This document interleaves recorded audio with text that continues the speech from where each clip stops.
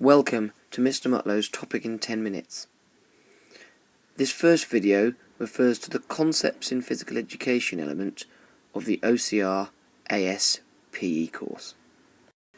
It is important to remember that physical activity is an overarching umbrella term within which three separate strands of activity exist. These strands are sport, recreation, and education. For the purposes of the examination, if you are able to answer 5 separate questions relating to each of these strands, you are likely to be able to answer any exam question that the examiner may ask. These 5 questions are who, when, where, how, and benefits, as you can see from the image in front of you. Let's start with the concept of sport and the question, who participates in sport? It is clear that sport has selection criteria, and therefore the elite are the general group of people who would participate in sport as a concept. Equally, credit could be given for saying some professionals, although not professionals in every case, and those with physical prowess and physical endeavour. Remember, physical prowess refers to skillfulness, whilst physical endeavour refers to effort. The important question is, how does this differ to recreation or education? In simple terms, recreation is conducted by anyone who chooses. There are no minimum skill requirements, nor is there a need to be selected. What about education then? Well, clearly, education occurs for those who are students in schools, colleges, or universities. This does not take into account skill level, but nor is it available to anyone who chooses. Let's now turn our attentions to the question of when each of these concepts occurs. Sport occurs at a predetermined time. For example, 3 p.m. on a Saturday afternoon. This is published well in advance and enables everybody to understand when the fixture will be taking place. Sport also occurs for a set length of time or distance. That is, that it occurs over 50 metres or lasts for 90 minutes, and this is common knowledge to all competitors before they start. Recreation, however, does not have these same boundaries. It can occur at a time of the participant's choosing, in many cases spontaneously, and does not have to last for a set length of time. We could, for example, choose to play badminton in 10 minutes time and play for 23 minutes, or whatever length of time we have available. It is not governed by such strict regulations. But what about education? In this case, education occurs with similar characteristics to sport. It happens at a set time, perhaps periods 7 and 8 on a Monday, and for a set length of time, perhaps 1 hour, perhaps 2 hours, or something in between. Whatever, the time is set before the lesson begins. This time and length of lesson is consistent across the academic year. The third question we need to ask ourselves is, where do each of these concepts occur? Is it in a formal environment, an informal environment, a specialist stadium, or is the answer something different? In the case of sport, the venue for such events is predetermined. For example, Anfield, Old Trafford, or another specialist sports facility. You could answer this question, therefore, by saying at a set venue and a specialist or purpose-built facility. Is this different to recreation? Well, yes. In recreation, activity can occur at any available venue, provided the participants are happy to play there. It could be a local sports hall. It could be a local field. It could even be a patch of grass at the end of a road. The choice of venue belongs to the participants, and many facilities are neither specialist nor purpose-built. In terms of education, this concept very much reflects sport when answering the question of where does it occur. Obviously, it occurs at a set venue, normally a school, and generally such venues have relatively specialist facilities. It is important to note, however, that some of these facilities are not as high quality as they might be in a sporting context, and they are perhaps not purpose-built for every single activity. That leads us nicely onto the question of how do each of these concepts occur. In simple terms, we are looking at characteristics or features here. Let's start with sport. Sport is highly organised and has rules and officials.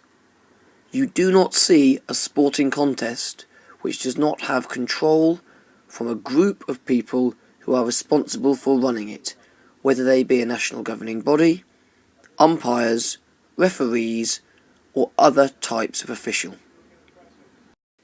Equally, sport is highly competitive and requires high levels of commitment from those participating in it. Sport also occurs with sponsorship and sportsmanship and the involvement of media. The final how element of the concept of sport is about equipment. Sport generally requires expensive or specific equipment. This may be a bat or a racket, a stick or a glove. It may be a timing device or a specific type of shoe. There are many different examples, but at the highest level, expensive and specialist equipment is often required. How does this differ when we think about recreation? Recreation occurs at a relatively unsophisticated level. That is, that there are not necessarily rules and officials, nor is it necessarily competitive or requires high levels of commitment. There is often limited competition and funding, and no minimum skill or fitness level in order to enter. This is very different from the concept of sport. If sport is highly organised and recreation unsophisticated, where does education sit? In simple terms, education is relatively highly organised, with specialist staff and trained personnel delivering a variety of activities. Whilst it has limited competitiveness, it does provide opportunities for further study, such as BTEC, A-level, A.S. level and GCSE examination courses. It also involves some equipment, although this is not always top-end or expensive, and tries to encourage elements of sportsmanship. That said, there is limited sponsorship or media involvement in physical education. Therefore, you could say that PE is a combination of recreation and sport. The final consideration when completing our concepts comparison grid refers to benefits. The benefits of sport are largely extrinsic. That is, that they come from outside of the individual. This is not a rule and is not always the only type of benefit. There are indeed some intrinsic benefits from sport, but most benefits come in the form of medals, fame, money, and winning. These things are all external, and therefore it's fair to say that most of the benefits of sport are extrinsic. In recreation, however, the benefits are mainly intrinsic. That is, that they come from within the participant. It is fair to say that there are limited numbers of medals and cups available for recreational activities, and therefore those participating must do so for some other reason. These reasons may be social, such as making new friends, physical, such as keeping fit, mental, such as releasing stress, or a variety of other things. In terms of this characteristic, education is slightly different. The benefits of education can be further categorised into 4 specific types. The first type of benefit derived from physical education is a personal benefit. Personal benefits may include confidence, enjoyment, leadership, and decision making, namely things which develop you as a person. Physical benefits are the second type of benefit derived from physical education. These may include improving health and motor skills, and generally being fit and healthy. The third type of benefit is a preparatory benefit. This is concerned with preparing individuals who take part in PE for a healthy lifestyle. This could be a lifelong love of sport, or perhaps fitness for a job or future career which may require it. The final type of benefit derived from PE is a qualitative benefit. This is concerned with improving the quality of life and may include things such as opportunities for creativity, experiencing excellence, mental well-being, or other such strands.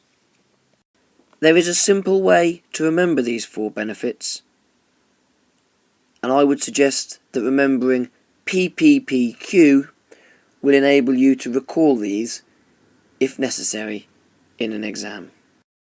Having now completed the concepts comparison grid, you should be able to answer a question which asks you to describe or explain one of the 3 individual concepts, or a question which asks you to compare across more than one of the concepts. We are now going to move on to the next slide in order to look at the differences between physical activity and outdoor activity. Whilst sport is a standalone concept, recreation and education can occur in both an outdoor or a physical context. It is important that you understand the differences between these 2 concepts. In many cases, the characteristics are very similar. However, there is one simple and fundamental difference. Outdoor activities take place in the natural environment. A common error in the examination is to say that outdoor activities take place outdoors. However, this is simply not true, as some physical activities, such as rugby and cricket, may also take place outdoors. Therefore, this is not specific enough to achieve you the necessary marks. Another fundamental difference between outdoor activities and their physical counterparts is the presence of risk. Clearly, the risks in an outdoor environment, such as a moorland or a lake, are greater than the risks in a sports hall or on a school field. Risks in an outdoor setting can be categorised into 2 different groups: real risks and perceived risks. Let's begin the process by looking at real risks. In simple terms, These can be defined as risks which actually exist and can be controlled but never, ever fully eliminated. For example, I could wear a helmet when climbing up a rock face, but should there be a rock fall from above me, I have no control over what may happen, despite the fact I have taken safety precautions to minimise the risk. The same is true when I am sea kayaking. I may wear a life jacket, but I cannot prevent a tidal wave from knocking me out of my boat, should one occur. How is that different from a perceived risk? Well, in simple terms, a perceived risk is something which occurs inside our brain. It is something which does not actually exist due to the presence of safety equipment. For example, despite being 20 foot up a cliff face, provided I have the appropriate harness and ropes, there is no real risk of me falling to my death. I feel as though I may have that risk, but it does not actually exist. I have a perception of risk, but the risk is not real due to safety equipment. Participation in outdoor education may be limited in some schools for a number of reasons. These may include transport costs, time, specialist staff required, cost of facilities and equipment, distance from facilities and equipment, and the fact that outdoor education is not a compulsory part of the national curriculum. One further limiting factor may be the risks associated with the activity and the quantity of paperwork which staff must fill in order to make it happen. That concludes the topic in 10 minutes for the concepts in physical education element of the course.